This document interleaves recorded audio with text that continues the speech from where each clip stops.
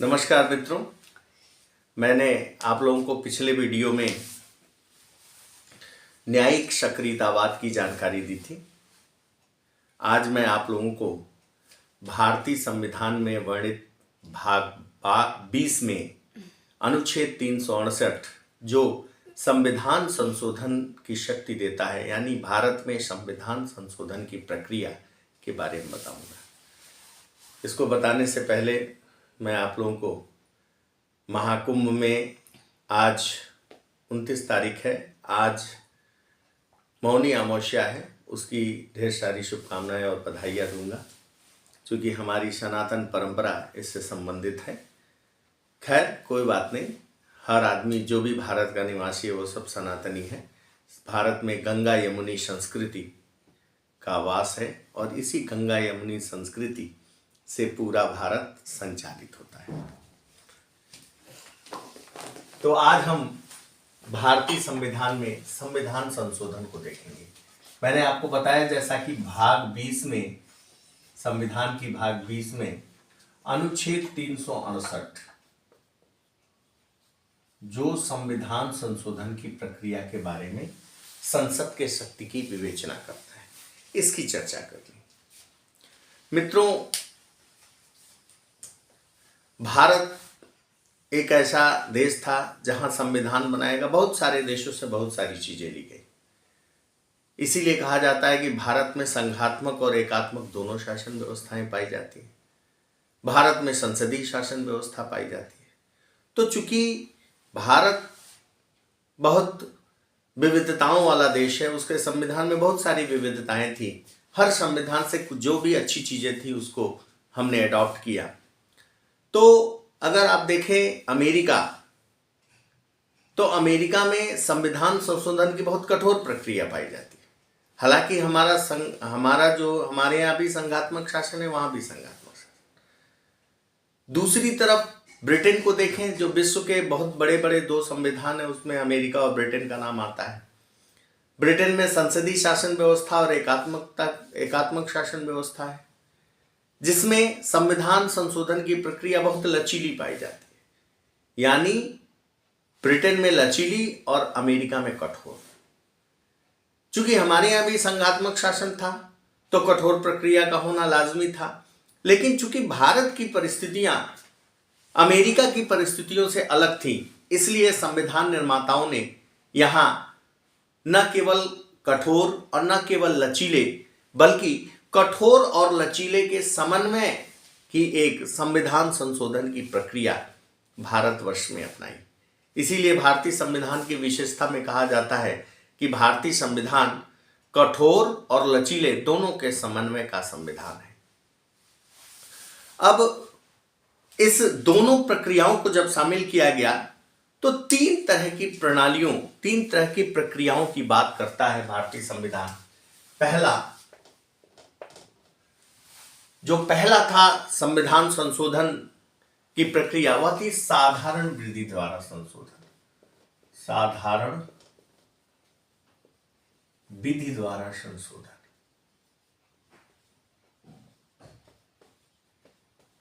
संशोधन। जो दूसरी प्रक्रिया थी जिसको भारतीय संविधान निर्माताओं ने अपनाया, वह था संसद माने लोकसभा राज्यसभा दोनों मान लीजिए। संसद के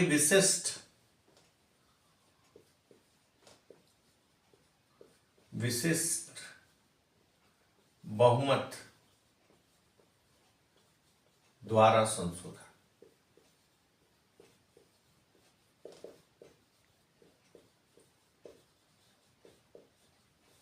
और जो तीसरी प्रक्रिया थी भारतीय संविधान निर्माताओं ने जिसको अपनाया, उसको कहते हैं संसद के विशिष्ट बहुमत एवं राज्य विधानमंडलों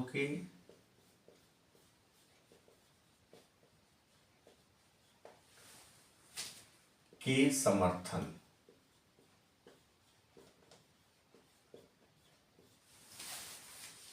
अब इसको कह सकते हैं साधारण, इसको कहते सकते हैं विशिष्ट, इसको कह सकते हैं अति विशिष्ट।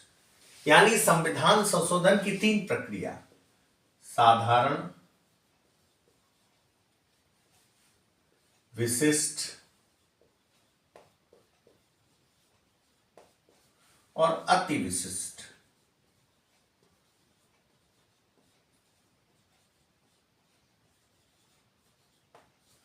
इन 3 प्रक्रियाओं को भारतीय संविधान में अपनाया। अब चलिए देखते हैं कि इन तीनों प्रक्रियाओं में है क्या। तो जो पहली प्रक्रिया है साधारण विधि द्वारा संशोधन, उसमें कहा गया कि दोनों सदनों के पृथक पृथक साधारण बहुमत से संशोधन किया जा सकता है संविधान। साधारण विधि द्वारा यानी दोनों सदनों के, संसद के दोनों सदन, कौन से 2 सदन, एक राज्यसभा और दूसरा लोकसभा। मैंने यानी राज्यसभा के लिए आरएस लिखा है और लोकसभा के लिए एलएस के साधारण बहुमत का अर्थ 51%, यानी 50+, यानी दोनों सदनों के पृथक पृथक, दोनों सदनों में पृथक पृथक उपस्थित, दोनों सदनों में पृथक पृथक सदन के सदस्यों का साधारण बहुमत यानी आधे से अधिक बहुमत से यह संशोधन प्रक्रिया पूर्ण होती है। इसको साधारण बहुमत से कहते हैं। बहुमत का अर्थ होता है कि मान लीजिए 200 सदस्य हैं तो आधा 100 हुआ, 101 हो गए, बहुमत हो गया। इसको साधारण विधि द्वारा संविधान संशोधन कहते हैं। ध्यान दीजिएगा कि दोनों का पृथक पृथक होना चाहिए, ऐसा नहीं कि ज्वाइंट सेशन में हो जाए, नहीं, ऐसा नहीं। संविधान संशोधन ज्वाइंट सेशन में नहीं है। अब इसमें कौन कौन से विषय आते हैं, तो इस जो पहली विधि है इसमें, इसको पॉज करके नोट कर लीजिएगा, कहीं कभी कभी पूछता है कॉम्पिटिशन्स के एग्जाम में। जो पहली विधि है साधारण विधि द्वारा संशोधन, उसमें राज्य के सीमा, क्षेत्र और नाम में परिवर्तन। जो राज्य हैं, भारत के प्रांत हैं, उत्तर प्रदेश, बिहार, राजस्थान इत्यादि, इनके क्षेत्र, सीमा और नाम में परिवर्तन। राज्यों के लिए यानी जो प्रांत हैं जैसे उत्तर प्रदेश, बिहार इत्यादि, राज्यों के द्वितीय सदन के निर्माण या उसकी समाप्ति के लिए। जैसे मान लीजिए द्वितीय सदन सभी जगह तो है नहीं, जैसे उत्तर प्रदेश में है, विधानसभा के साथ साथ विधान परिषद है। तो अगर किसी राज्य में उसका निर्माण करना है या किसी राज्य को उसको समाप्त कर देना है, इसके लिए संविधान संशोधन की साधारण विधि, या किसी राज्य के नाम, क्षेत्र या सीमा में परिवर्तन करना है तो इसके लिए साधारण विधि का प्रयोग किया जाता है। इसके अलावा नागरिकता, जो संविधान का भाग 2 था, 5 से अनुच्छेद 5 से 11 तक भाग 2, इस नागरिकता के संबंध में अगर कोई संविधान में परिवर्तन करना है तो भी साधारण विधि से। अनुसूचित जाति और उसके क्षेत्र संबंधी जो व्यवस्थाएं हैं, अगर उसमें भी परिवर्तन करना है तो आप इस साधारण विधि से परिवर्तन कर सकते हैं। ये पहली प्रक्रिया, जो पहली विधि बताई गई साधारण विधि द्वारा संविधान संशोधन, उसमें इन विषयों का उल्लेख किया गया है। फिर से एक बार दोहरा लेते हैं कौन कौन से विषय थे। तो पहला, किसी राज्य के जो प्रांत हैं, भारत में बहुत सारे राज्य हैं, उत्तर प्रदेश, बिहार, मध्य प्रदेश, राजस्थान, तो किसी भी राज्य के नाम, क्षेत्र या सीमा में परिवर्तन करना हो, या किसी राज्य के लिए द्वितीय सदन, विधान मंडल के लिए द्वितीय सदन जैसे विधान परिषद की स्थापना करनी हो, या किसी राज्य से विधान परिषद समाप्त कर देना हो, तथा नागरिकता जो भाग 2 में, संविधान के भाग 2 में दिया गया है, अनुच्छेद 5 से लेकर 11 तक नागरिकता, इसमें कोई परिवर्तन करना हो, या अनुसूचित जाति और उसके क्षेत्र संबंधी कोई व्यवस्था करनी हो, इसके लिए यह प्रथम संशोधन की प्रक्रिया पाई जाती है। यह पहला हुआ। पहला क्या था? साधारण विधि द्वारा, यानी साधारण बहुमत से संशोधन, यानी जितने भी सदस्य हैं उसके आधे से एक अधिक, उससे साधारण बहुमत कहते हैं। अब दूसरी प्रक्रिया देखते हैं, संसद के विशिष्ट बहुमत द्वारा संशोधन। अब इसको समझते हैं कि विशिष्ट बहुमत है क्या। तो वही प्रक्रिया, बस उसमें थोड़ा सा आगे बढ़ जाता है। जो पहली प्रक्रिया है कि दोनों सदनों के पृथक पृथक, मैं फिर बता रहा हूं, ज्वाइंट सेशन नहीं होगा। जैसे संयुक्त बैठक की व्यवस्था है, लेकिन संविधान संशोधन के लिए संयुक्त बैठक की व्यवस्था नहीं। तो दोनों सदनों के पृथक पृथक कुल सदस्यों का बहुमत,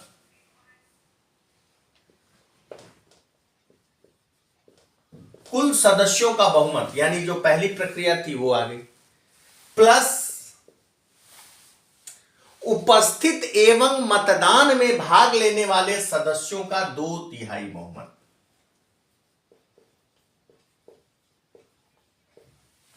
अब ध्यान से इसको समझिएगा, बड़ी टेक्निकल चीज है कि बहुमत यानी कुल मान लीजिए सदस्य संख्या लोकसभा की 543 है, तो 543 का आधा कितना हुआ?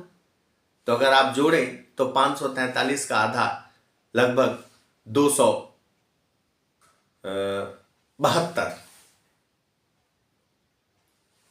यानी 272 बहुमत चाहिए, 272 चाहिए।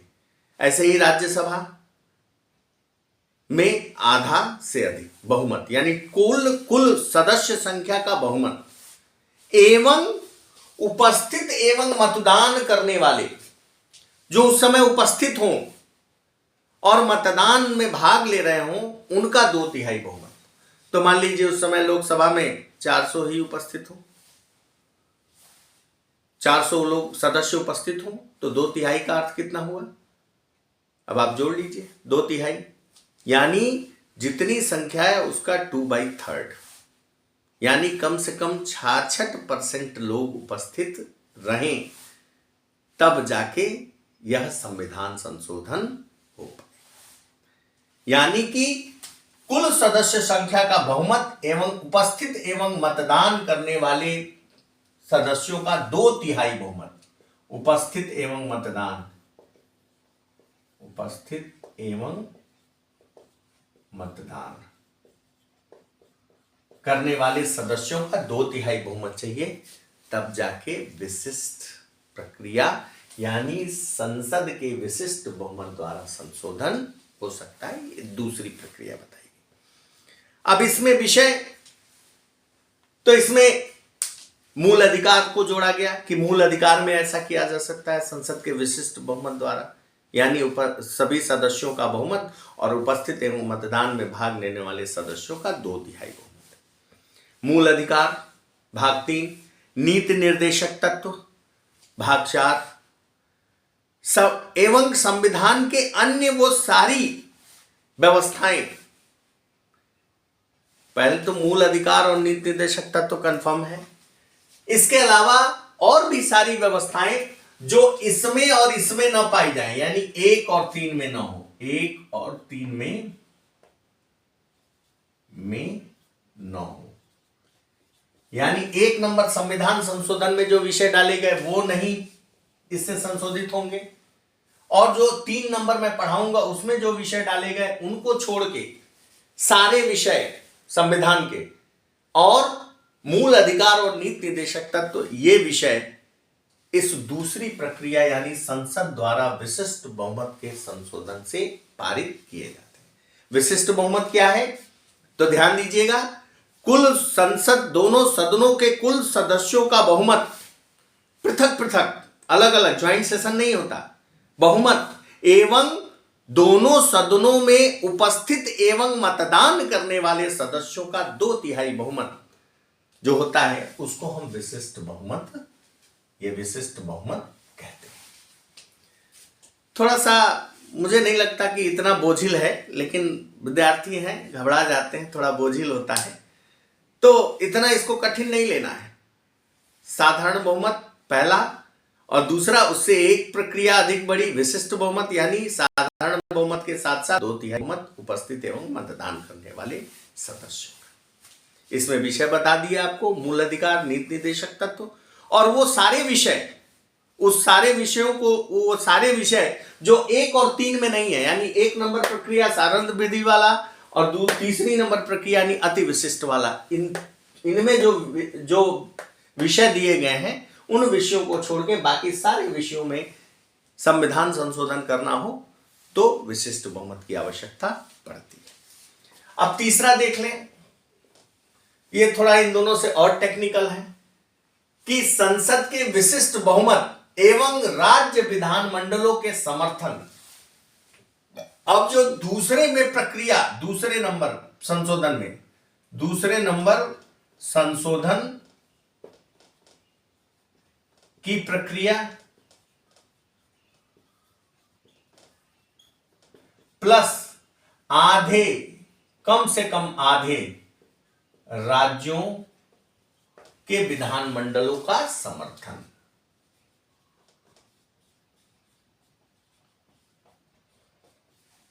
ठीक है।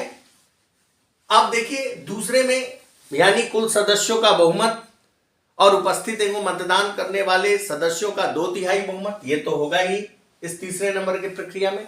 इसमें प्लस क्या हो गया, ये कि जो भारत में आधे से अधिक राज्य हैं, कम से कम आधा होना चाहिए, आधे राज्यों के विधानमंडलों का समर्थन प्राप्त होगा, उसको कहते हैं अति विशिष्ट बहुमत से संविधान में संशोधन।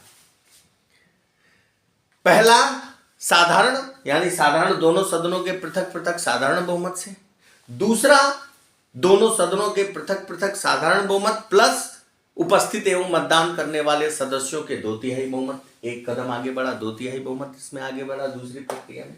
और तीसरी प्रक्रिया में पहली भी प्रक्रिया है यानी साधारण बहुमत प्लस दूसरी प्रक्रिया का 2/3 उपस्थित एवं मतदान करने वाले सदस्यों का 2/3 बहुमत प्लस एक चीज और जुड़ गई, इसीलिए इसे अति विशिष्ट कहा गया। साधारण, विशिष्ट और अति विशिष्ट क्या जुड़ गया कि आधे से आधे, कम से कम आधे राज्यों के विधानमंडलों का समर्थन प्राप्त होगा, तब यह संशोधन हो पाए।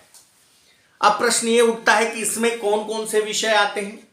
तो अगर आप देखें तो राष्ट्रपति का निर्वाचन एवं उसके निर्वाचन की पद्धति अनुच्छेद 54 और 55, मैंने आपको राष्ट्रपति पढ़ाया था, राष्ट्रपति का निर्वाचन और उसके निर्वाचन की पद्धति अनुच्छेद 54 और 55, अगर इसमें संशोधन करना हो तो इस अति विशिष्ट बहुमत की आवश्यकता पड़ेगी।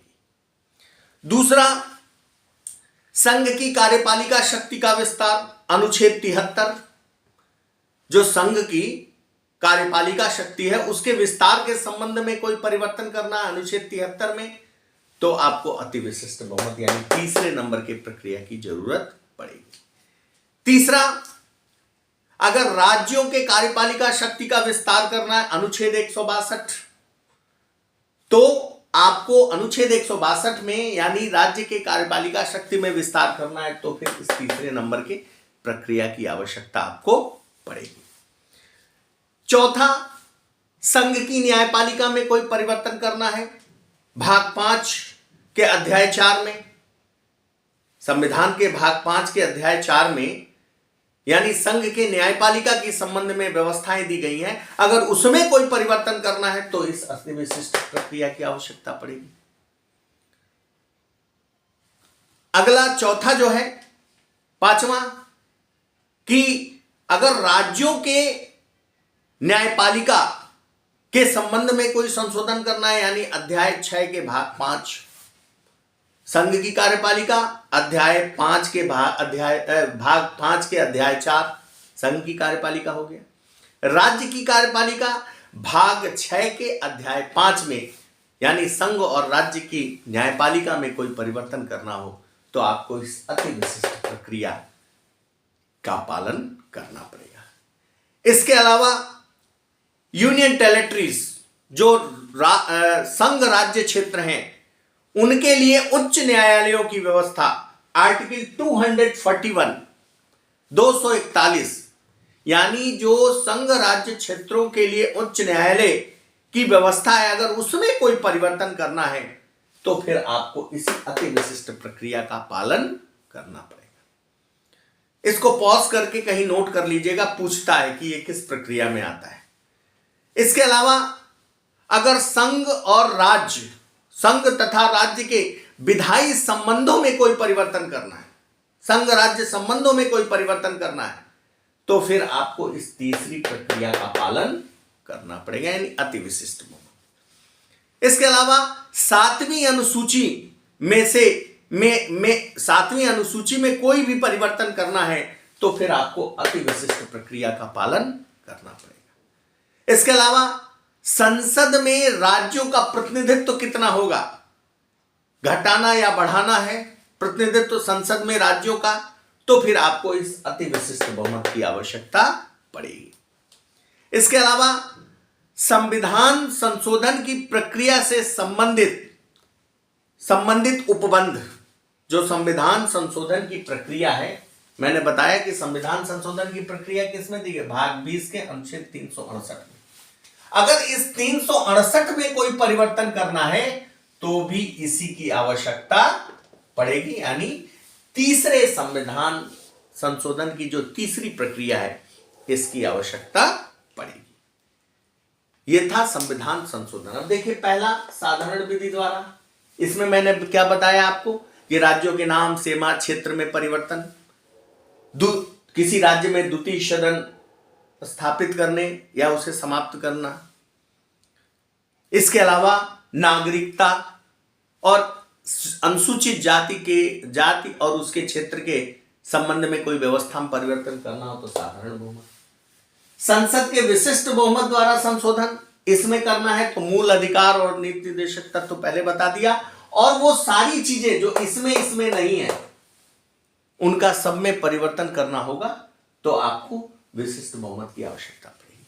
और तीसरे में मैंने बताया, गिनते जाइए, राष्ट्रपति, उसके निर्वाचन की पद्धति, राष्ट्रपति की निर्वाचन और उस निर्वाचन की पद्धति में बदलना हो, संघ की कार्यपालिका शक्ति, राज्य की कार्यपालिका शक्ति में विस्तार करना हो, संघ के न्यायपालिका, राज्य की न्यायपालिका में कोई व्यवस्था में परिवर्तन करना हो, यूनियन टेरिटरी के लिए उच्च न्यायालय की व्यवस्था में कुछ करना हो, संघ राज्य क्षेत्रों के विधायी संबंधों के बारे में कोई परिवर्तन करना हो, कुछ जोड़ना हो, सातवीं अनुसूची में कुछ परिवर्तन करना हो, संसद के में राज्यों के प्रतिनिधित्व में कोई परिवर्तन करना हो, या फिर जो संविधान संशोधन की प्रक्रिया जिसकी विवेचना अनुच्छेद 368 में की गई, अगर इसमें कोई परिवर्तन करना हो तो आपको इस तीसरी प्रक्रिया यानी अति विशिष्ट बहुमत, यानी बहुमत उपस्थित एवं मतदान करने वाले सदस्यों का 2/3 बहुमत और आधे, कम से कम आधे राज्यों के अनुसमर्थन से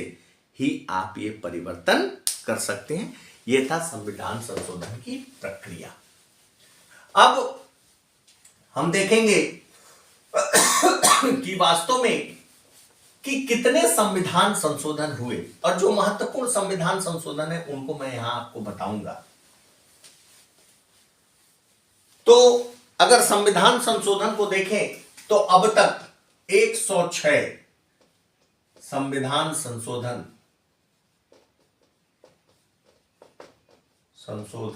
हो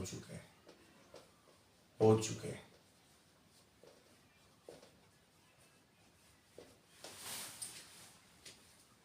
मैं एक और रिक्वेस्ट आपसे करूंगा कि मान लीजिए आपकी परीक्षा साल 2 साल बाद होती है, इस बीच में कोई परिवर्तन हो जाए तो इसमें जोड़ लीजिएगा। फिलहाल वर्तमान में 106 संशोधन हो चुके हैं। जो पहला संशोधन था, पहले और आखिरी की चर्चा कर देते हैं, बाकी जो महत्वपूर्ण चीजें हैं उनको मैं बता देता हूं। जो महत्वपूर्ण संशोधन है उनको कहीं नोट डाउन कर लीजिएगा, वीडियो पॉज करके कॉपी में कहीं, ताकि वो आपके काम आए। जो पहला संशोधन हुआ मैंने पढ़ाया भी था अभी आपको बेसिक स्ट्रक्चर थ्योरी में, उसमें बताया था। पहला संशोधन 1951 में पहला संशोधन हुआ।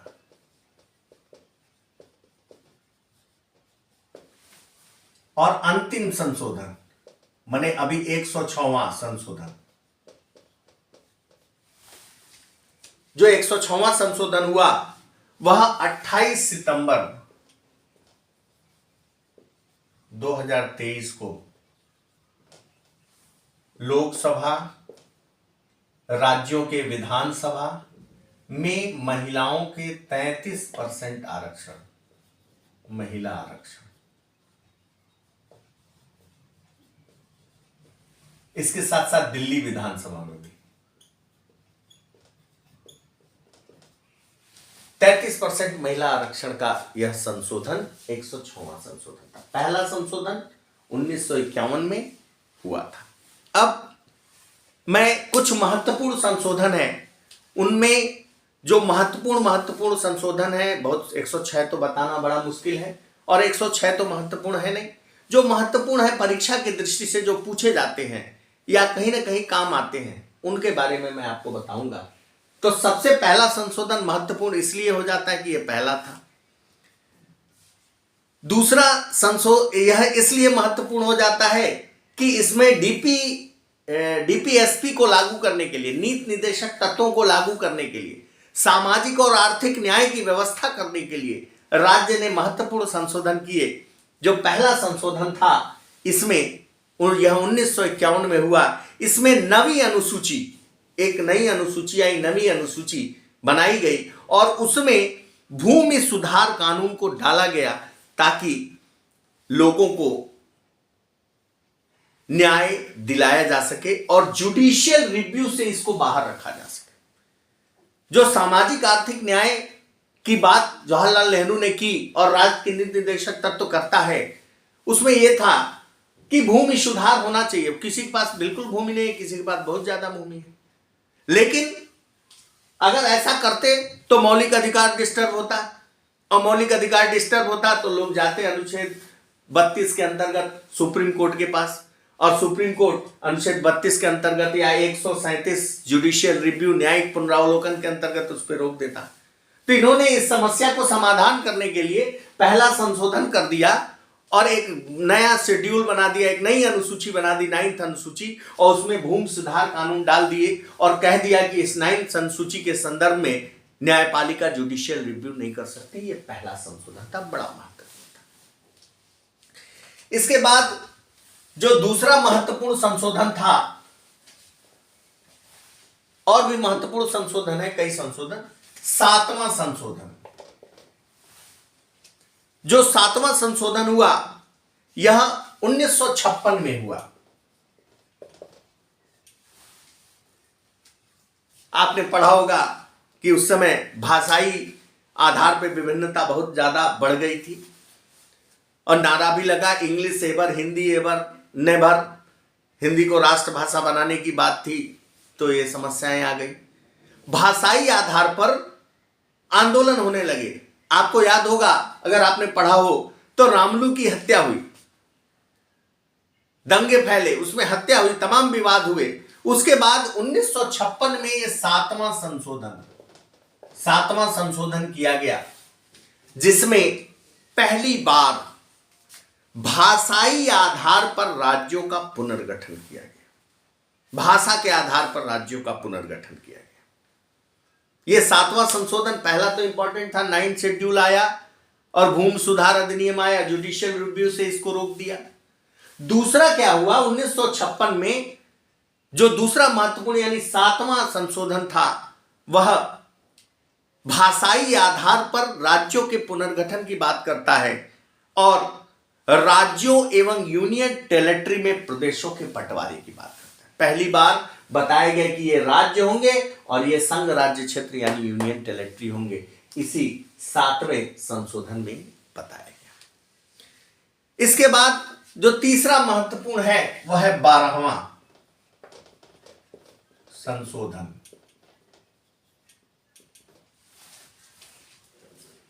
अब देखिए इस 12वें संशोधन में क्या हुआ। तो पुर्तगाल के नियंत्रण में कुछ प्रदेश थे, गोवा, दमन द्वीप, इनको 12वें संविधान संशोधन 1962, देखिए मैं डेट भी बताते जाऊं, पूछता है कब हुआ। ये उन पहला 51 में हुआ, 7वां 56 में हुआ, 12वां 62 में, 1962 में हुआ। इसमें पुर्तगाल के आधिपत्य में जो प्रदेश थे, गोवा, दमन द्वीप, इनको भारत के संघ में शामिल किया गया। यह 12वें संशोधन में हुआ। यह इसके लिए महत्वपूर्ण है। इसके बाद 21वां संशोधन। यह जो 21वां संशोधन था यह 1967 में हुआ।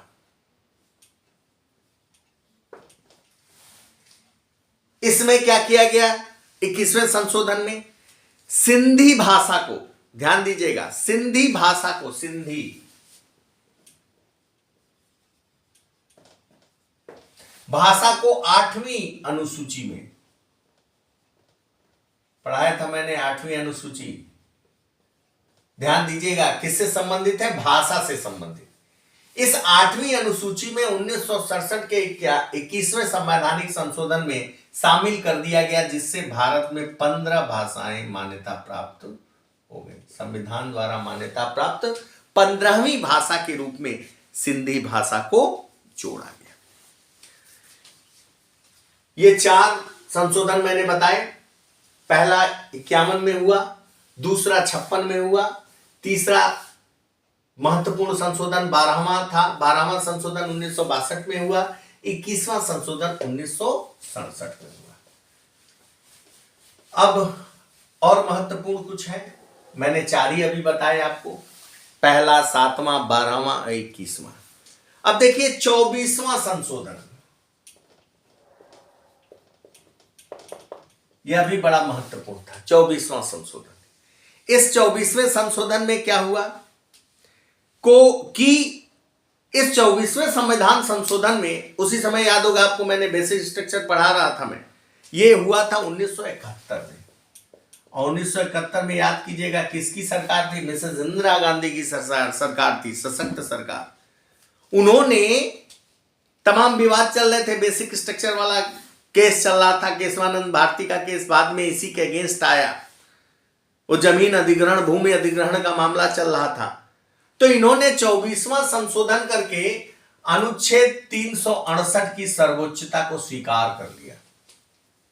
कहा कि अनुच्छेद 368 जो है वह सर्वोच्च है, उसके द्वारा किया गया संविधान संशोधन सब मान्य है, इस पर कोई जुडिशियल रिव्यू नहीं कर सकती सर्वोच्च न्यायपालिका। यानी ये 24वां संशोधन 1971। इसी में एक 26वां संशोधन हुआ, यह भी 1971 में। 24वां, 25वां, 26वां, ये सब संशोधन 1971 में मिसेस इंदिरा गांधी ने किए। और इसका भी क्या था, आपको बताया भी था मैंने जब बेसिक स्ट्रक्चर की थ्योरी में पढ़ा रहा था, कि राजाओं को प्रिवी पर्स दिया गया, राजाओं को पेंशन दिया जाता था, राजाओं को कुछ विशेषाधिकार दिए जाते थे। मिसेस इंदिरा गांधी ने संविधान में 26वां संशोधन करके इस प्रीवी पर्स को और राजाओं के विशेषाधिकारों को समाप्त कर दिया। याद होगा उसी समय राजा विरोधी हो गए थे, नवाब पटौदी मिसेस इंदिरा गांधी के विरुद्ध चुनाव लड़े, माने कांग्रेस के विरुद्ध, और ज्योतिरादित्य सिंधिया के पिता माधवराव सिंधिया उस समय कांग्रेस में नहीं थे, वो भी इनके अगेंस्ट, यानी सारे राजा महाराजा विरोधी हो गए, क्योंकि सरकार इनको संघ में शामिल हुए थे। ये भारत जब स्वतंत्र हुआ तो भारत में ये देशी रियासतें शामिल हुई थी, तो उनको प्रीवी पर्स दिया गया, कुछ विशेषाधिकार, पेंशन दिए जाते थे। इन सबको मिसेस इंदिरा गांधी ने 26वें संवैधानिक संशोधन में समाप्त कर दिया। अब आया 36वां संवैधानिक संशोधन। केवल मैं महत्वपूर्ण संवैधानिक संशोधन बता रहा हूं, सभी संशोधन नहीं बता रहा है, क्योंकि बहुत सारे 106 संशोधन है, सभी बताना बड़ा कठिन है। लेकिन जो महत्वपूर्ण है, भारतीय राजनीति पर प्रभाव डालते हैं और जो कंपटीशंस के एग्जाम में पूछे जाते हैं, मैं उनकी चर्चा बस कर रहा हूं। 1975 में 36वां संवैधानिक संशोधन हुआ। कहा जाता है कि मिसेस इंदिरा गांधी का शासनकाल था, और यह मिसेस इंदिरा गांधी का एक बहुत महत्वपूर्ण प्रयास था, यह बहुत महत्वपूर्ण कदम था, इसके लिए उनकी सराहना भी की गई। यह 36वां संशोधन में क्या हुआ कि जो सिक्किम था उसको पूर्ण राज्य का, बड़ा विवाद था सिक्किम पर, इसको पूर्ण राज्य का दर्जा दे दिया गया।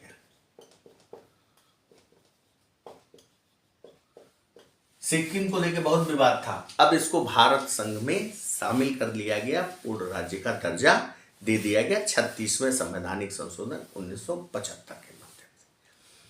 अब कहा जाता है कि संशोधनों का संशोधन, सबसे बड़ा संशोधन, या कह सकते हैं कि मिनी कॉन्स्टिट्यूशन, लघु संविधान कहा गया, 42वां संवैधानिक संशोधन।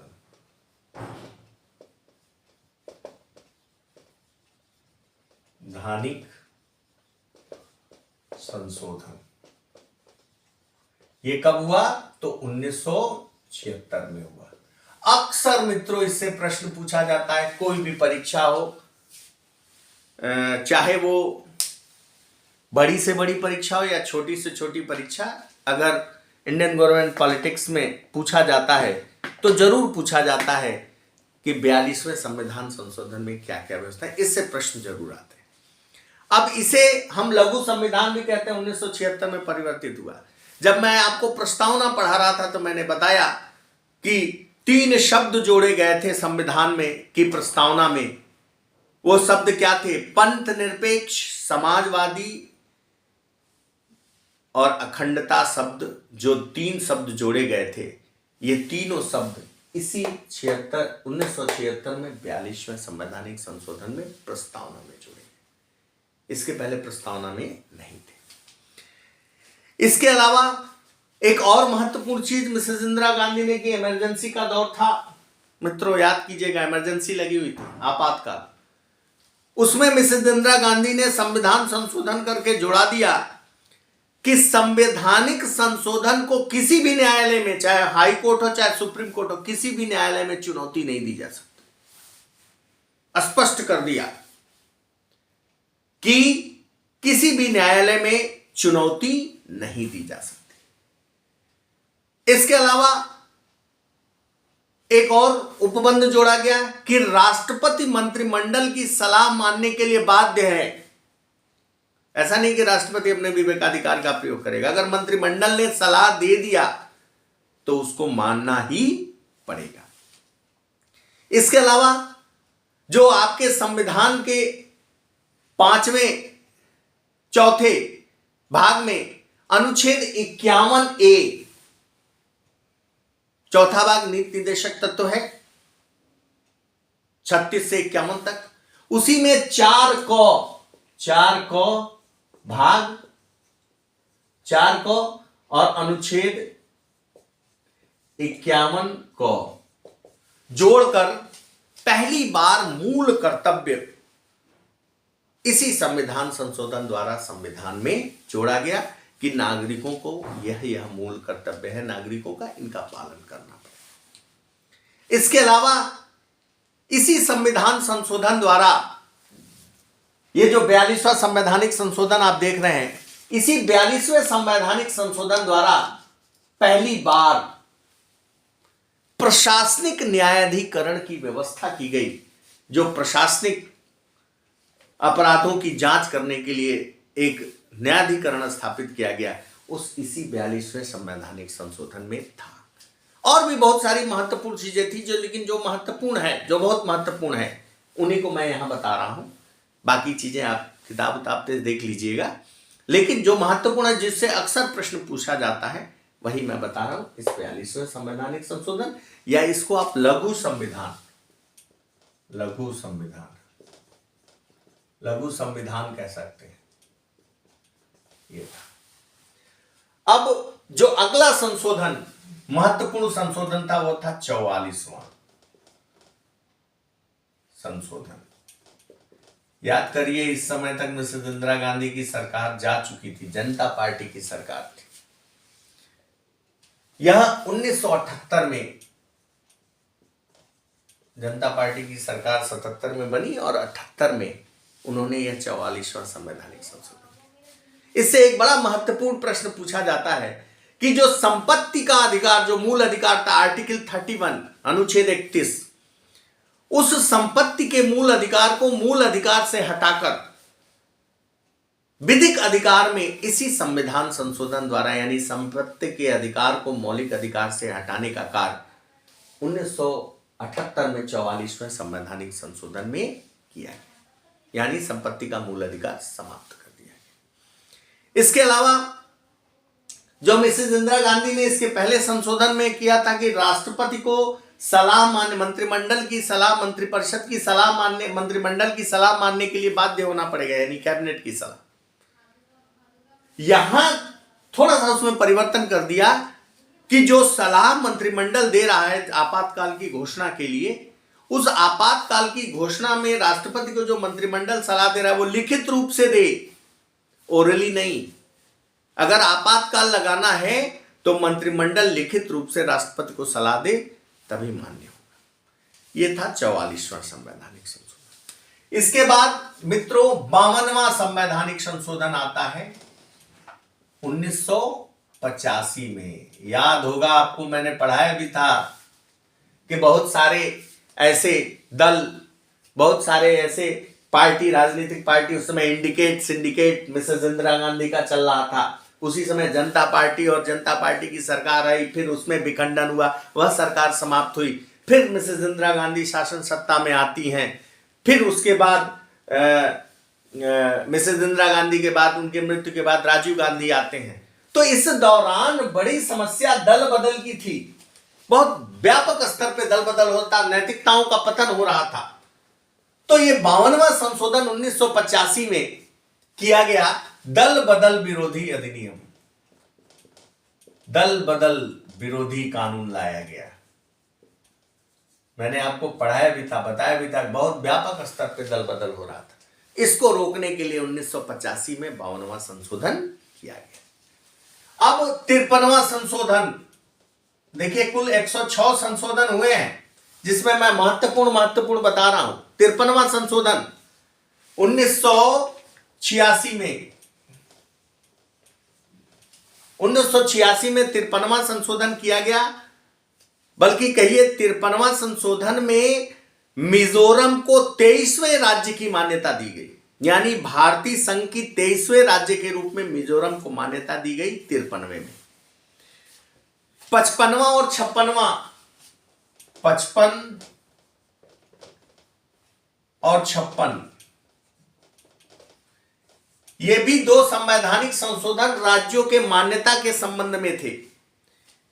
55वां 1986 में और 56वां 1987 में। ध्यान दीजिएगा, ये सब राजीव गांधी की शासन सत्ता में ये सब हो रहा है। 52वां, 53वां, 55वां, 56वां। अब 53वें से मिजोरम को 23वें राज्य की मान्यता दी गई, अरुणाचल को 55वें संवैधानिक संशोधन द्वारा 24वें राज्य की मान्यता दी गई, और 56वें संवैधानिक संशोधन द्वारा गोवा को 25वें राज्य की मान्यता प्रदान की गई। ये तीन संशोधन, ये सब संशोधन राजीव गांधी की सरकार में हुए। अब इसके बाद अभी राजीव गांधी माने नहीं, और भी तमाम संशोधन लाना चाहते थे।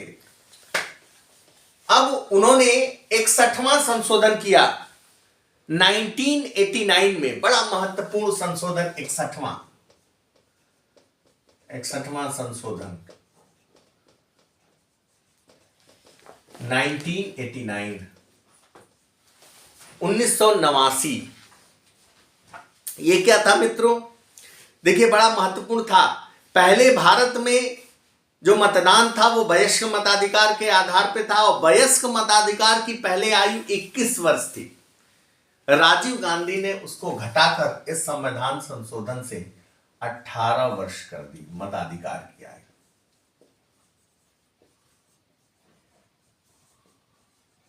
की आयु। यानी इस संवैधानिक संशोधन द्वारा मताधिकार के आयु में परिवर्तन किया गया। अब इसके बाद 65वां संवैधानिक संशोधन 1990 में।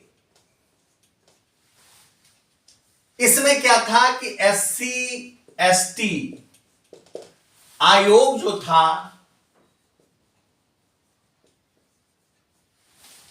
इस आयोग को संवैधानिक दर्जा दिया गया, कॉन्स्टिट्यूशनल दर्जा, संवैधानिक दर्जा प्रदान किया गया इस 65वें संविधान संशोधन द्वारा। किसको? अनुसूचित जाति और जनजाति का जो आयोग है, SC/ST आयोग, उसको संवैधानिक दर्जा 65वें संविधान संशोधन से दिया गया। अब मित्रों इसके बाद महत्वपूर्ण है 69वां संशोधन, जो 1991 में हुआ। इसमें क्या हुआ? दिल्ली का नाम राष्ट्रीय राजधानी क्षेत्र एनसीआर, दिल्ली का नाम एनसीआर बदल दिया गया और दिल्ली में विधानसभा की स्थापना की गई। इसके पहले दिल्ली संघ राज्य क्षेत्र था, उसमें विधानसभाएं नहीं थी। अब दिल्ली में विधानसभा की स्थापना हो गई। किस संविधान संशोधन द्वारा? 69वें संविधान संशोधन द्वारा। इसके बाद 70वां संवैधानिक संशोधन हुआ 1991 में, जो सॉरी 92 में हुआ था ये 70वां संवैधानिक। 91 में ये हुआ था 69वां और 70वां 92 में हुआ था। इसमें क्या किया गया कि दिल्ली और पांडिचेरी, पुदुचेरी नाम है वर्तमान समय में, कि दिल्ली और पांडिचेरी दोनों संघ शासित प्रदेश थे और दोनों में विधानसभा थी। इनके विधानसभा के सदस्यों को राष्ट्रपति के चुनाव में, पता है आपको राष्ट्रपति का चुनाव विधानसभा के सदस्य करते हैं, तो राष्ट्रपति के चुनाव में भाग लेने का मौका दे दिया गया इस 70वें से। जो 71वां संवैधानिक संशोधन हुआ 1992 में, इसमें 3 भाषाएं जोड़ी गई। सिंधी भाषा जोड़ी गई थी 8वीं अनुसूची में, तो 15 हुआ था। 3 भाषाएं और जोड़ दी गई, यानी 8वीं अनुसूची में कुल 18 भाषा आ गई। कौन सी भाषा जोड़ी गई? तो 3 भाषाएं जोड़ी गई, नेपाली, कोंकणी और मणिपुरी। इस 71वें संवैधानिक संशोधन में 8वीं अनुसूची में पहले 15 भाषाएं थी, अब 18 भाषा हो गई और ये 3 भाषाएं इसी संवैधानिक संशोधन द्वारा 71वें संवैधानिक संशोधन द्वारा जोड़ी गई। ये 71वां संवैधानिक संशोधन था। अब 2 महत्वपूर्ण परिवर्तन हुए जो भारतीय इतिहास में महात्मा गांधी के विचार का प्रतिपादन करते नजर आए, या कह सकते हैं राज्य के नीति निर्देशक तत्वों में जो पंचायती राज की स्थापना का लक्ष्य दिया गया था, उनको इन 2 संशोधनों ने चरितार्थ किया, 73वां और 74वां। 74वां संशोधन 1993। ये दोनों संशोधन किए गए। 73वें में पंचायत, ग्राम पंचायतों की बात की गई, पंचायती राज, और इसमें नगर पालिकाओं, शहरों के लिए। यहां 73वें संवैधानिक संशोधन में पंचायती राज की बात की गई, 74वें संवैधानिक संशोधन में नगर पालिकाओं की बात की, और 2 और अनुसूचियां जोड़ी गई। 9वीं 10वीं जोड़ दी गई थी, 8 अनुसूची थी संविधान बना, तो 9वीं 10वीं जोड़ दी गई थी। 2 और अनुसूचियां जोड़ी गई, 11वीं अनुसूची और 12वीं अनुसूची, इसी संविधान संशोधन द्वारा जोड़ी गई। और जो पंचायती राज नीति निर्देशक तत्वों में पंचायती राज की स्थापना की बात की गई थी, महात्मा गांधी ने पंचायती राज की स्थापना की बात कही थी, उस पंचायती राज को संवैधानिक दर्जा इसी संविधान संशोधन द्वारा प्राप्त हुआ। इसके बाद 85वां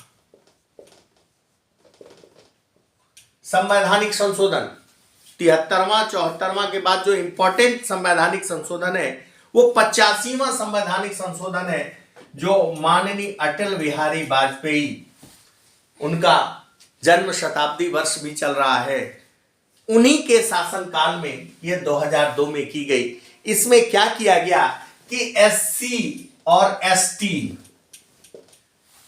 इनको पदोन्नति में आरक्षण,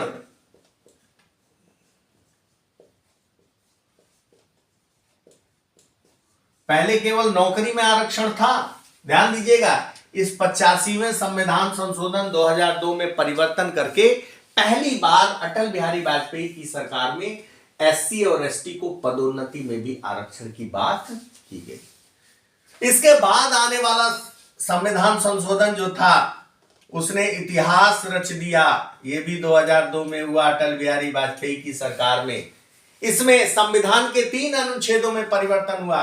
21 क बना, 45 क और 51 क में परिवर्तन हुआ। क्या क्या हुआ इसमें? अटल बिहारी वाजपेयी ने सर्व शिक्षा अभियान की घोषणा की और इसके अंतर्गत उन्होंने कहा कि शिक्षा का जो अधिकार है वह मौलिक अधिकार है, यानी 6 से 14 वर्ष की आयु के बच्चों को राज्य अनिवार्य रूप से शिक्षा उपलब्ध कराएगा। यह उनका मौलिक अधिकार था। 21 क में जोड़ दा। दूसरा 45 क में नीति निर्देशक तत्वों में जोड़ा कि राज्य का यह कर्तव्य है। यहां तो बता दिया कि मौलिक अधिकार है हमारा कि हमको शिक्षा मिलनी चाहिए। दूसरा उन्होंने नीति निर्देशक तत्वों में जोड़ा कि राज्य का कर्तव्य है कि राज्य 6 से 14 वर्ष की आयु के बच्चों को अनिवार्य रूप से शिक्षा उपलब्ध कराए। और तीसरा 51 क में जोड़ दिया 11वें मूल कर्तव्य के रूप में कि हर एक नागरिक माता पिता का दायित्व है कि वह अपने 6 से 14 वर्ष की आयु के बच्चों को अनिवार्य रूप से शिक्षा उपलब्ध कराएं। यह 86वां संवैधानिक संशोधन था जो बड़ा महत्वपूर्ण था। इस 86वें संवैधानिक संशोधन के बारे में कहा जाता है कि इस संशोधन ने पहली बार शिक्षा के अधिकार को मौलिक अधिकार के रूप में शामिल किया। इसके बाद 2003 में 92वां संशोधन हुआ। इस 92वें संशोधन में बड़ा महत्वपूर्ण था कि 8वीं अनुसूची में पहले कितने विषय थे? 18 थे, अब 22 भाषा हो गए। 15वीं भाषा सिंधी थी, नेपाली, कोंकणी और मणिपुरी 16वीं, 17वीं, 18वीं थी। अब 4 भाषा और जोड़ी गई, बोडो, डोंगरी, मैथिली और संथाली। मैथिली और संथाली, बोडो, डोंगरी, मैथिली और संथाली, ये 4 भाषाएं जोड़ दी गई। अब 8वीं अनुसूची जो भाषा से संबंधित है उसमें 22 भाषाओं को मान्यता प्राप्त है। वर्तमान समय में भी 22 भाषाएं मान्यता प्राप्त हैं इस समय। इसके अलावा 93वां संशोधन किया गया। यह भी बड़ा महत्वपूर्ण था 2003 में। 92वां देखा, भाषा जोड़ी गई। 93 में क्या किया गया कि ओबीसी अन्य पिछड़ा वर्ग आयोग को संवैधानिक दर्जा,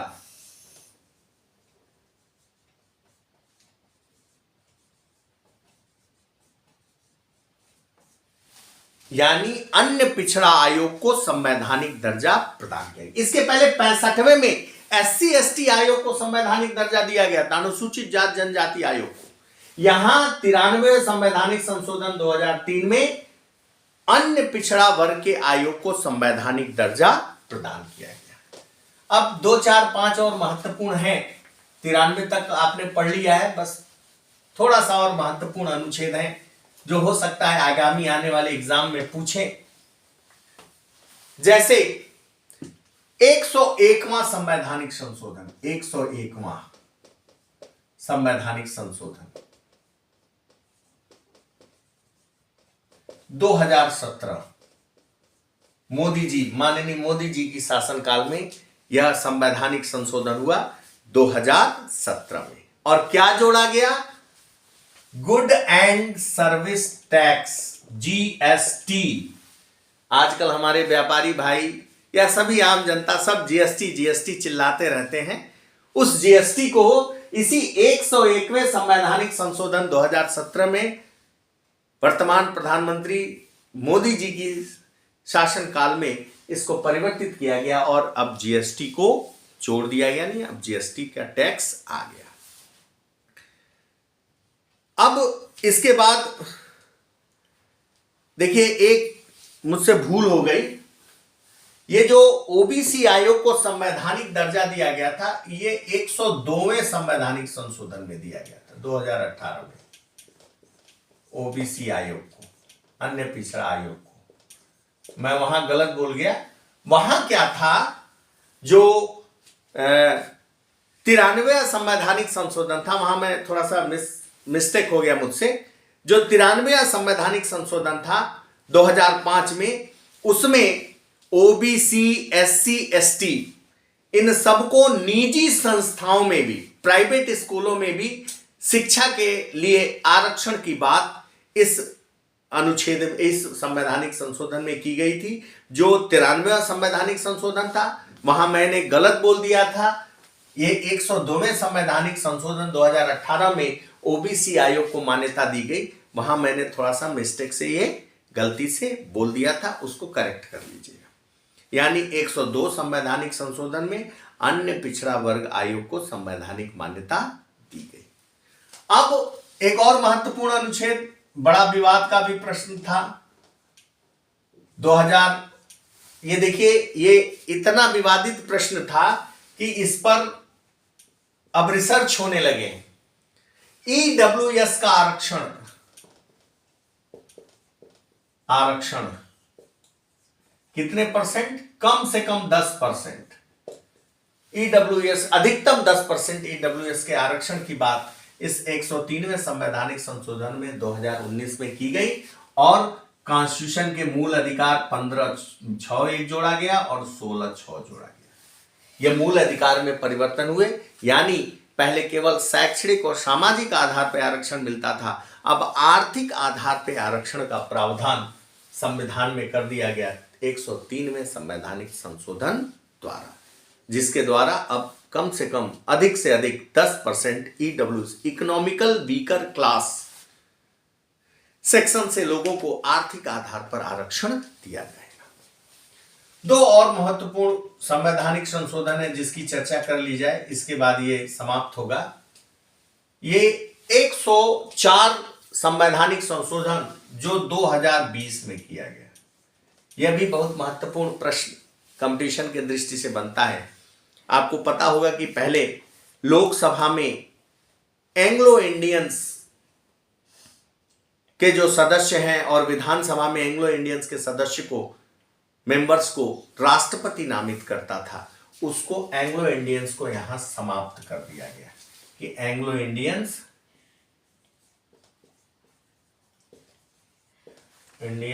को जो मनोनीत करता था लोकसभा में राष्ट्रपति, वह सिस्टम समाप्त कर दिया गया। अब मनोनीत नहीं होंगे, नहीं तो पहले 543 निर्वाचित और 2 मनोनीत, यानी लोकसभा में 545 सदस्य हुआ करते थे, जबकि वर्तमान में लोकसभा में 543 ही सदस्य हैं, क्योंकि इसको यहां समाप्त कर दिया गया 104 नंबर संवैधानिक संशोधन द्वारा।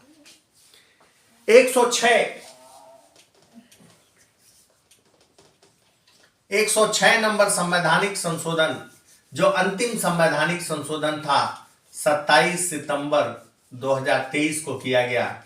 मित्रों, यह जो अधिनियम पेश किया गया था, यह अंतिम संविधान संशोधन है। अब इसके आगे, माने अभी तक ये अंतिम है, इसके आगे और भी हो सकते हैं। मित्रों, आपको पता होगा कि संविधान संशोधन को जब पेश किया गया बिल को, तो उसको नाम दिया गया नारी शक्ति वंदन अधिनियम।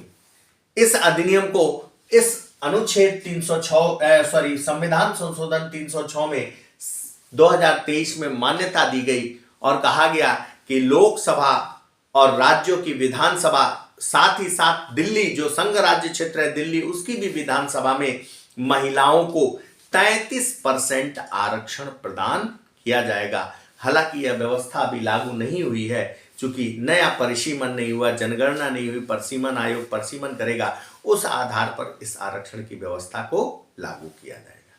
मित्रों, ये कुछ महत्वपूर्ण संवैधानिक संशोधन थे। एक मुझसे गलती हुई थी, मैंने आपको बताया कि जो 93वां संशोधन था उसको मैंने 102 संशोधन में बता दिया।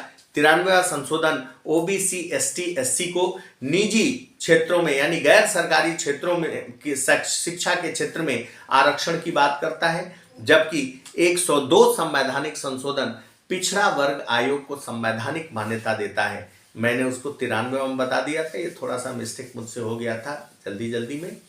खैर मित्रों, ये महत्वपूर्ण संवैधानिक संशोधन थे, इसको आप देख लीजिएगा।